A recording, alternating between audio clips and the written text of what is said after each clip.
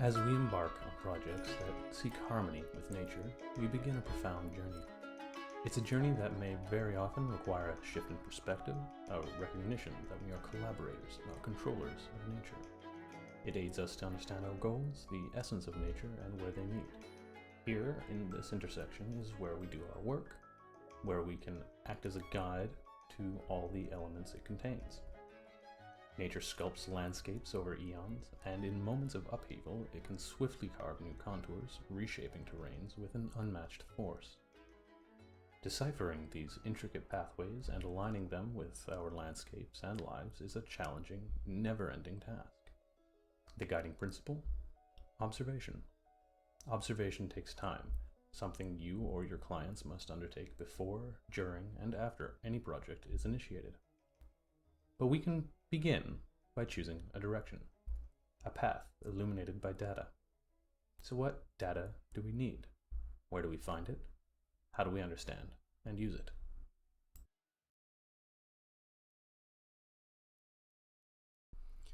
Let's dive into the data collection. For this case study, we'll be using a piece of property I found for sale on Vancouver Island.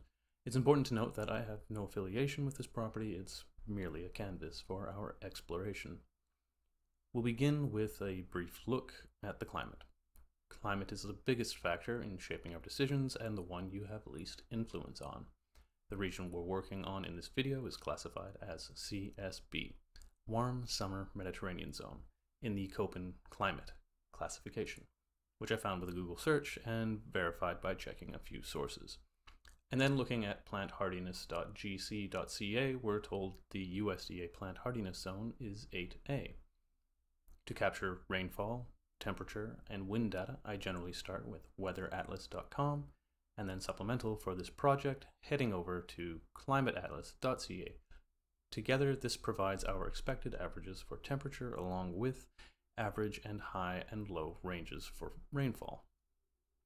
When seeking information about extreme rainfall events, I find a return to Google will usually provide an article that covers these rare occurrences, and it may provide important insights into the region's resilience and what local and government responses are. The same is true when looking for record-breaking temperatures. For wind data, I turn to Iowa State University's Iowa Environmental Mesonet. Here we choose our network and station. Heading over to the Wind Rows tab, we enter our date ranges. This provides us with our expected wind directions for our seasons.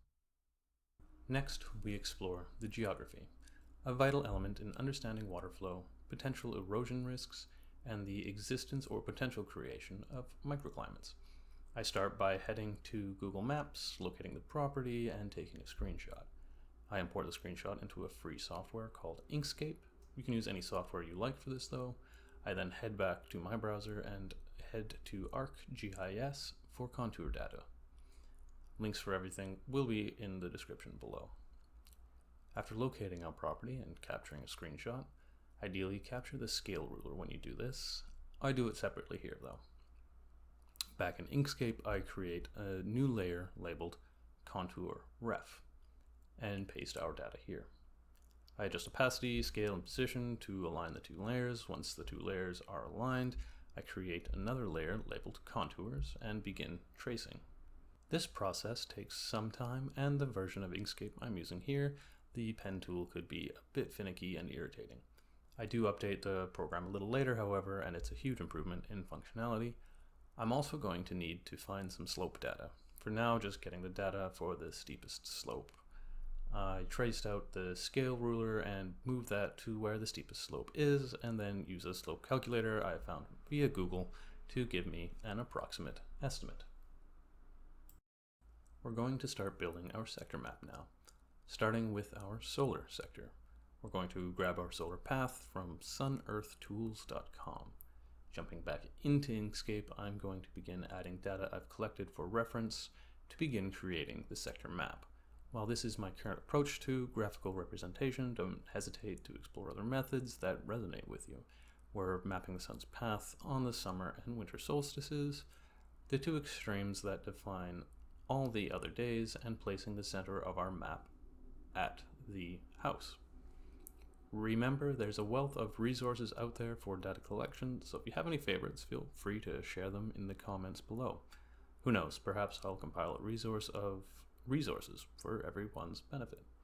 This video is not a guide on how to use Inkscape. If you really are lost and would like a tutorial on how I use Inkscape for this kind of work, let me know, but you can do all of this with pencil and paper as well. Next, we'll be incorporating our wind data into the sector map. There's no strict hierarchy to follow here, so feel free to adapt as you see fit. We'll kick off with summer winds and storm patterns. I go back and forth as to whether or not I like the way I'm presenting wind data here, but for now I generally like it. We'll follow the same process for winter winds. Now let's pinpoint areas that might pose challenges, anything that could negatively impact the home, such as unwanted sights or sounds or potential obstructions from neighbors. So here I'm marking off the road and neighbors to the south. The next sector on our radar is fire, both its resistance to and danger from. Taking a broader perspective, we examine the area's tree density and types. With the city of Nanaimo nearby, we can expect a rapid and effective response to fires east of the property. The property itself is surrounded by dense coniferous trees in all directions, a potential fire hazard. Across the road to the west, there's a more open area offering a natural fire break. Combining this insight with wind patterns during the hottest and driest times of the year helps us identify the most likely fire danger direction. Admittedly, this is an area where I have room to grow in expertise and understanding. For me, these videos aren't just about sharing knowledge, they're also about discovering where my knowledge gaps lie. If I find something challenging to explain, it's a signal that I need to delve deeper. You may also notice a sector on the map labeled power lines. Although I didn't discuss this earlier, it's an essential consideration when designing this property given the numerous power lines crisscrossing the area. Now that the sector map is completed, we're going to look at access, which is important for day-to-day operations and activities, as well as how to plan for emergencies. The process itself is very simple though. I just look at the map and trace out all roads around and onto the property, confirming with the realtor photos as these are more up to date. Reiterating that this is the process I like to follow. You could simplify this a lot if you desire, or make it even more complex. My process will change as I gain experience, and so should yours. There is no right way of doing things. The wrong way is whatever isn't working. Here I follow the exact same process I did with access to trace out the buildings. You may want to consider including more of the neighboring structures if your map is big enough to allow it, again checking this against images provided by the realtor as they are newer than the satellite image. I like to use an app called PREF to keep these additional images.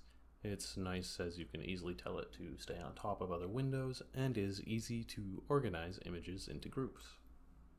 This mapping process is relatively straightforward.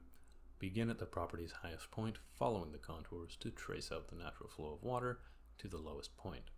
Keep in mind that water typically moves perpendicular to contour lines, so as you encounter intersections with new contours, estimate a 90-degree angle to represent the flow. Do your best to be decently accurate, as the water plays a pivotal role in understanding and shaping a property's functionality. Additionally, consider checking the flood risk in the area you're gathering data for. For this example, I went to floodmapviewer.com. While it may not provide the most detailed information, it can offer a general idea of flood-prone areas. In this case, the property is situated far from bodies of water that would typically lead to flooding. However, it's still essential to assess how water enters, flows, and exits the property to prevent any potential flooding hazards. By doing so, we can ensure the property remains safe and functional. I'll provide a couple links below to some resources that may be more helpful to you in researching this. This video is intended to serve as a foundational step in your journey to gather and utilize data for your design projects, whether they're as vast as multi-hectare farms or as intimate as backyard gardens. This is the first episode in a series I'm planning that will hopefully help equip you with the knowledge and tools you need to navigate the methodologies of permaculture design. While some of the resources I've shared here are tailored to the specific region of this project, I encourage you to explore and discover resources relevant to your own unique endeavors. In the upcoming episodes, we'll delve further into transforming this land into a thriving and sustainable oasis. And I have ideas for future series diving a bit further into specific aspects like climate and explore how these insights can shape your permaculture-based or inspired project. Thank you for joining me on this learning adventure. I hope this initial episode has been a valuable starting point in guiding you on where and how to find data for your own projects. Until our next exploration, keep that curiosity alive.